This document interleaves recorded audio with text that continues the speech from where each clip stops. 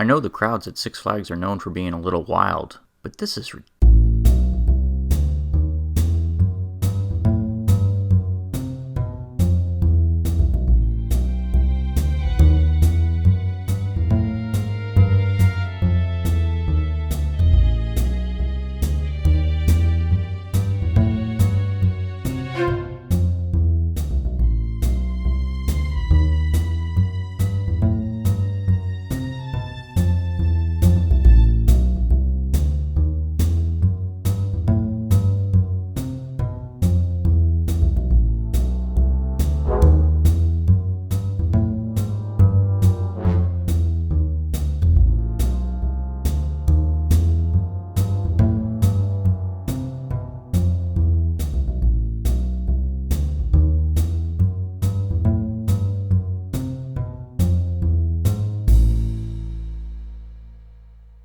So today I'm in Jackson, New Jersey, and I'm at Six Flags Great Adventure, one of the larger theme parks in the United States.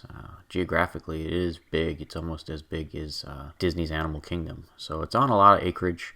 What's interesting about this is they have this drive-through safari, which you're watching the video of right now, and it actually is available as a separate standalone, like a la carte attraction. You don't necessarily have to pay for theme park admission to go to this. You can pay $9.99 to actually do this drive-through separate from the park, which I thought was kind of interesting. Or if you are a Six Flags pass holder, you actually get into this for free. Although Six Flags has been kind of changing the structure of their annual passes, so I don't know how much longer that will stand, but right now that was the policy for going to this drive-through attraction. Now, these drive-through attractions with all these safari animals, they used to be a lot more common than they are today.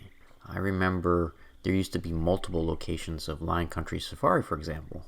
I grew up in South Florida near Lion Country Safari, and there used to be other locations for Lion Country Safari where we used to drive through animal enclosures like this. I believe there was a Lion Country in Texas as well as California.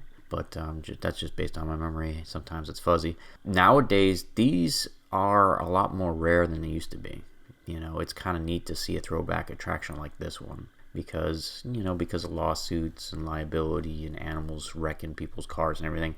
These type of attractions have disappeared lately.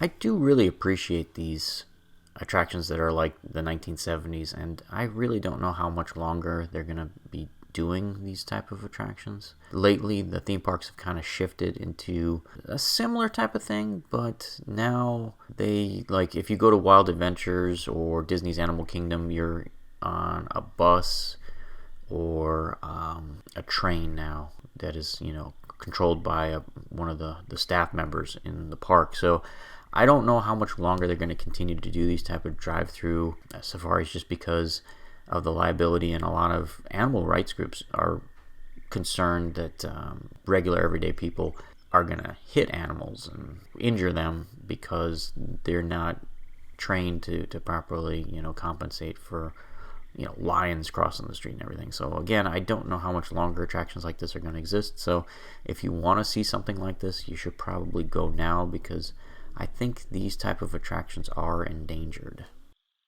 So what's my bottom line for the Six Flags drive-in attraction? I like it. Even if you're not here to do the full theme park, for $9.99, it's kind of a fun thing to look at. And if you don't want to get tangled up with your family at a zoo for a full day, you only want to kind of give them the zoo experience for half hour, 45 minutes, something like that, then this is probably a good option if you're in New Jersey. Overall, Six Flags isn't exactly known for animal attractions. They're more of a roller coaster kind of theme park. But this was a nice change of pace for them, and I really did like this particular one. I think the one at Lion Country Safari is probably a little larger than this one.